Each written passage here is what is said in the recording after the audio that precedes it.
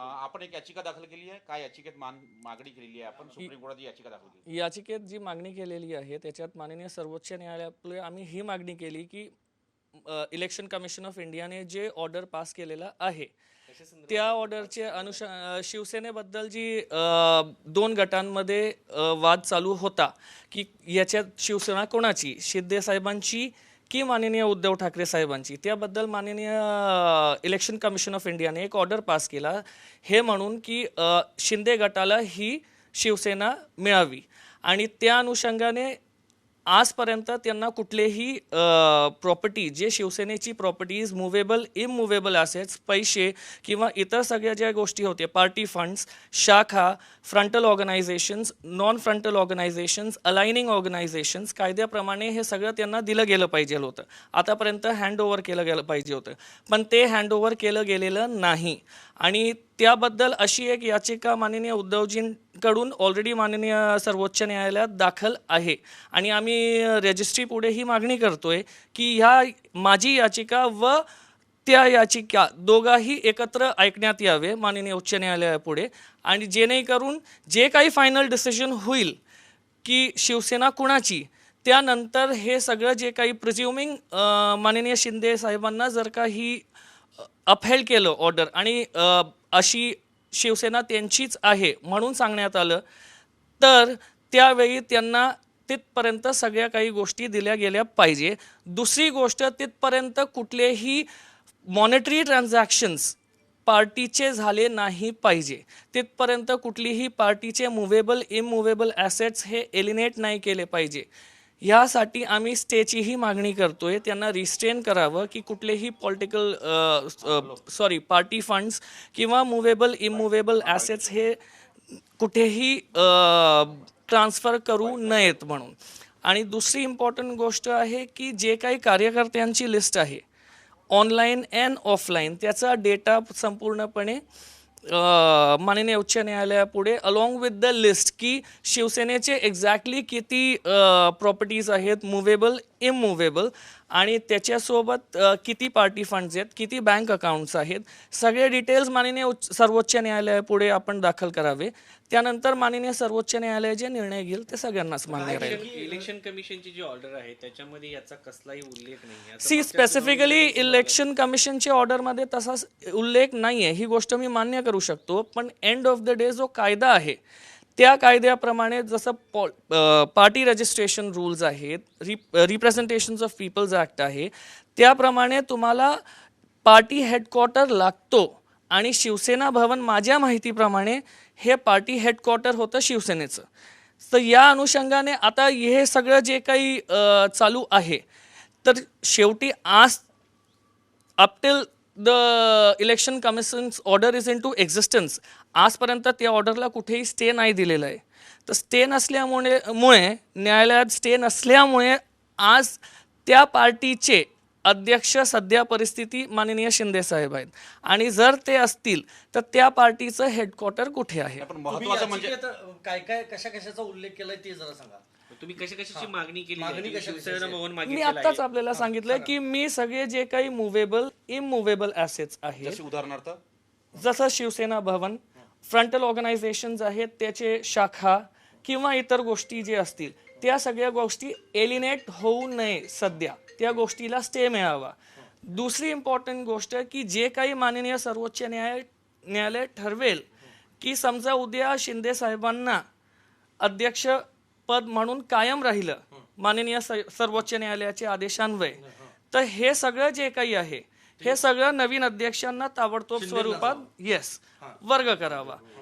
तिसरी इम्पॉर्टंट गोष्ट तिथपर्यंत हे सगळं काही कोर्ट रिसिव्हर अपॉइंट करून त्याच्यावर स्टे असावं जे नाही करून हे पुढे कुणीही म्हणजे एक्सपेक्टेड असं असतं. काही लोकांचे उद्धव ठाकरे गटाचे काही लोकांचे असे स्टेटमेंट्स होते की आम्ही पार्टी फंड्स हे करतोय किंवा काही लोकांचे असे स्टेटमेंट्स किंवा media reports in fact I will say not statements but media reports असे आले होते की काही पार्टी फंड्स एलिनेट होण्याची शक्यता आहे.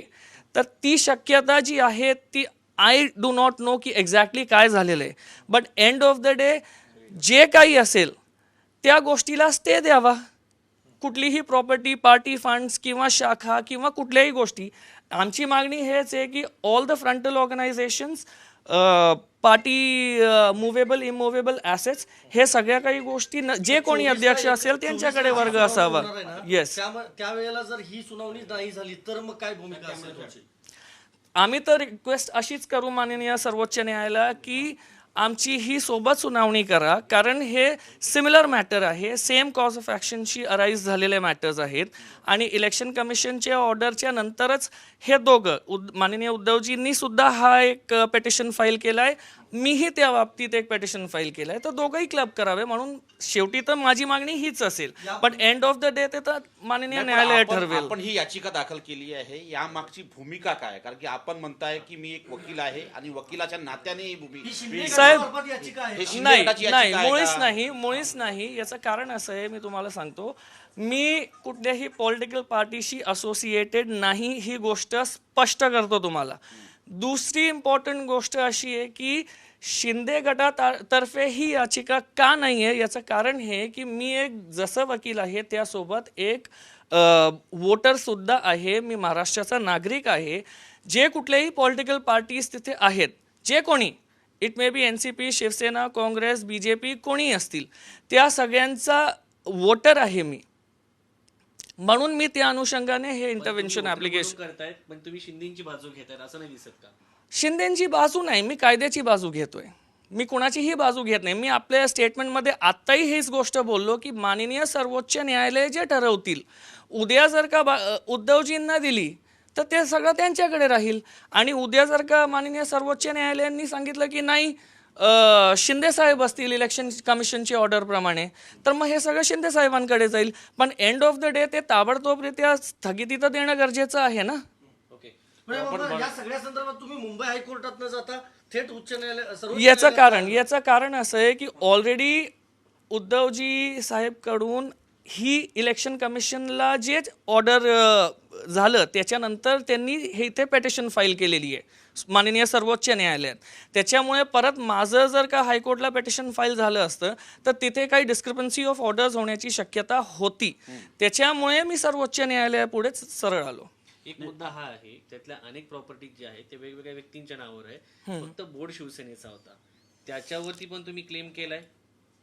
अनेक व्यक्तींच्या नावी आहे. मी हे म्हटलंय की जे काही असेल, तत्कालीन जे अध्यक्ष होते, तत्कालीन अध्यक्ष जे होते त्यांना माझ्यापेक्षा नक्कीच जास्त चांगलं माहिती असेल, आणि त्यांनाच मी सांगतोय की आपण सगळी लिस्ट माननीय सर्वोच्च न्यायालयापुढे सबमिट करावी. आता तुम्ही शिवसेना भवनाची मागणी केली आहे, ठाकरे गटाकडचं म्हणणं असं आहे की शिवसेना भवन हे शिवाई ट्रस्टच्या नावावरती आहे, ते शिवसेनेचं नाही. तुम्ही म्हणता तिथून ते कारभार चालत होता, तर तुम्ही frontal and non frontal organisations, शिवसेनेशी निगडीत जेवढेही frontal and non frontal organisations, आता शिवाई ट्रस्ट आहे, हे trust can be a frontal organisation of Shiv Sena. Samna is also frontal organization. Yes, so in that situation, whatever the frontal organizations will be, ते सगळे तिथे जे कोणी अध्यक्ष असतील त्यांच्याकडे येतील. मातोश्रीवरून पण बराच कारभार शिवसेनेचा चालत, त्याच्यावरती पण साहेब, मातोश्री हा रेसिडेन्शियल जागा आहे उद्धवजी ठाकरेंची, आणि त्या बाबतीत मी किंवा कुणीही काही सांगू शकत नाही, कारण आणि as per the records also it is a residential premises. 24 तारखेला तुमची भूमिका काय असणार आहे? 24 तारखेला माझी भूमिका, आता मी तर विनंती जी करतोय रजिस्ट्रीला, माननीय सर्वोच्च न्यायालय रजिस्ट्रीला की हे क्लब करावं, तर जर क्लब झालंच तर मग पुढे आम्ही मॅटर चालू. नाही, मग ही जी याचिका आता जी दाखल करण्यात आली आहे त्याच्यावर जर सुनावणी झाली तर तुम्ही कुठल्या आधारे यावर मग युक्तिवाद करणार आहात? काय तुमच्याकडे आधार आहे? कारण तुम्ही म्हणताय शिंदे गटामार्फत ही याचिका नाहीच, पण ठाकरे गटाकडून ती जी संपत्ती आहे ती शिंदेना द्यावी ही देखील मागणी आहे. मी फक्त इलेक्शन कमिशनने जे ऑर्डर केलंय त्या आधारे सगळं पुढे जातोय कायद्याच्या अनुषंगाने. देश विदेशातील प्रत्येक घडामोडींचे लाईव्ह अपडेट मिळवण्यासाठी आता साम टीव्हीच्या सर्व सोशल मीडिया प्लॅटफॉर्मला लाईक, फॉलो आणि सबस्क्राईब करा. तसंच सर्व नोटिफिकेशनसाठी बेल आयकॉन प्रेस करायला विसरू नका.